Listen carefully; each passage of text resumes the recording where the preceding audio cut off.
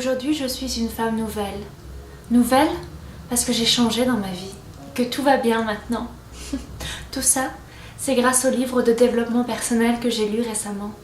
Je vais vous parler comme ça tout le long de la vidéo, pour que ma voix soit douce et que vous aimiez m'écouter. Oh, votre humeur, vous verrez, on sera toutes changées. Non, ne partez pas, je plaisantais, je n'ai pas changé du tout, j'ai toujours la même voix agréable et sympathique. Par contre, ce qui est vrai, c'est que j'ai lu des livres de développement personnel. Je ne sais pas pourquoi, à chaque fois que j'ai eu cette idée de quelqu'un qui parle de développement personnel, j'ai eu l'idée de quelque chose d'assez chiant, de bien pensant et d'un peu niais. Quelque chose en gros qui allait me faire chier. Mais j'ai quand même pris mon courage à deux mains puisque j'ai lu certains livres de développement personnel, ou en tout cas des livres qui sont très psychologiques et qui peuvent aider en fait dans la façon de voir le monde et de voir les choses. Un jour, ma mère m'a dit: Camille, tu devrais lire ce livre, et ce livre, c'est L'homme qui voulait être heureux de Laurent Gournelle. Je ne sais jamais comment je dois le prendre quand on me propose ou qu'on me donne un livre comme cela. J'ai plutôt l'impression qu'on me dit: mais Camille, ta vie est pourrie en ce moment. Il faudrait peut-être que tu te l'avoues, essaie de faire quelque chose par tous les moyens. Et peut-être que ce livre de développement personnel pourrait t'aider. L'histoire, c'est celle d'un homme qui passe ses vacances à Bali. Là, en fait, un peu pour le fun, il décide d'aller voir un sage qui lui dit tout simplement qu'il n'est pas heureux.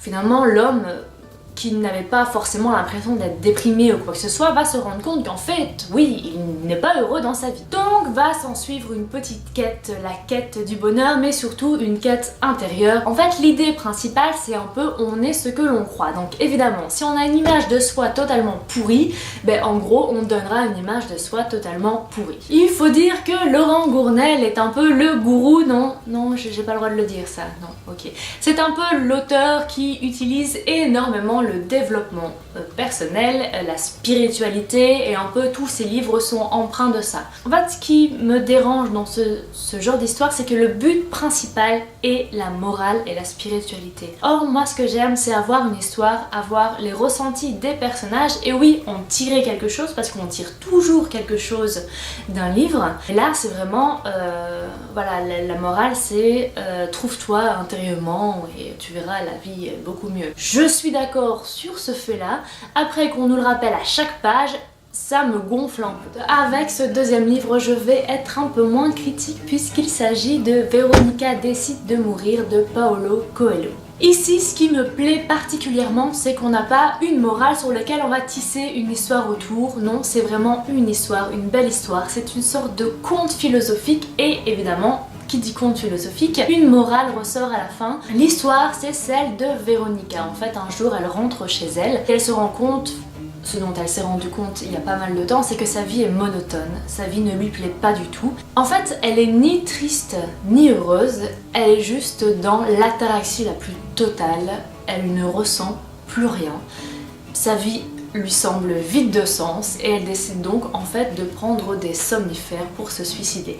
Elle se réveille dans un hôpital psychiatrique, elle n'a pas réussi à se suicider, heureusement. Par contre, elle va apprendre qu'elle n'a plus qu'une semaine à vivre. Elle va faire la connaissance en fait de plein de gens dans cet hôpital psychiatrique, dont un garçon. Et en fait, c'est cette relation avec ce garçon, mais aussi avec d'autres personnes, qui va lui faire comprendre en fait le sens de sa vie. Et c'est vraiment magnifique et c'est super beau. Je vous avoue que les gens un peu autour de moi avaient peur quand ils voyaient que j'étais en train de lire le livre Véronica décide de mourir. Voilà, ils se sont dit peut-être qu'elle est un peu suicidaire, ça ne va pas dans sa vie en ce moment. Mais non, finalement, en fait, ce livre est vraiment une ode à la vie et je vous le recommande très fortement. Dernier livre, c'est un livre qui a fait énormément parler de lui, il est notamment dans le top 10 des ventes chez Club. Je suis pas sûre que ce soit une référence. Ce livre, c'est Ta deuxième vie commence quand tu comprends que tu n'en as qu'une, de Raphaël Giordano, qui est donc sorti en 2015. Ce livre, je vais le dire directement, il ne m'a pas forcément plu, et en plus je l'ai lu en livre audio. C'est-à-dire que j'avais la petite voix toute gentille et toute niaise qui me racontait l'histoire. L'histoire, c'est celle de Camille qui a 38 ans et qui, selon la société, a tout pour être heureuse. C'est-à-dire qu'elle a une maison, un mari, un enfant et un boulot en 3/4 temps, si je me souviens bien. Parce qu'elle doit quand même élever les enfants. C'est une femme. Sauf que finalement elle va se rendre compte qu'elle est quand même assez déprimée et que ça ne va pas trop dans sa vie. C'est à ce moment-là qu'elle rencontre Claude. Claude qui est un homme assez âgé, qui ne va pas devenir non son amant, j'ai cru pendant un moment, mais non, ça n'a pas tourné comme ça, malheureusement. Non, Claude est un routinologue. Oui, un routinologue. En gros, il va l'aider à remettre de l'ordre dans sa vie. Camille se prête donc au jeu et passe les différentes étapes pour finalement peut-être arriver au bonheur. Quand j'écoutais le livre, j'avais un peu cette impression-là. Et confiance. Oui. Oui, je vais trouver la paix intérieure. Oui, je ne vais plus jamais me mettre en colère pour quelque chose qui n'en vaut pas la peine. Sauf quand j'ai mes règles. Je pense ce qui me dérange le plus dans ce livre, c'est ce côté bien pensant. En fait, il y avait plein de petits détails comme ça, un peu gentillés, un peu ringards. Oui, je sais, j'aime le côté ringard, mais là, c'est plus ringard, là, c'est juste humiliant. Je pense qu'on peut faire tellement mieux, je suis pas contre le développement personnel, pas du tout. Mais c'est toujours amené de façon tellement niaise et de façon tellement gentillée que... non, s'il vous plaît. Cette vidéo est maintenant terminée. Si vous aussi vous avez déjà lu ce genre de livre, n'hésitez pas à commenter ma vidéo et à me dire ce que vous en avez pensé. Parce que je me dis que j'ai quand même été assez critique et je me demande si je suis la seule à penser ça de ce genre de livre. Vous pouvez aussi liker ma vidéo, la partager et vous abonner à ma chaîne sur ma tête qui va apparaître ici à un moment.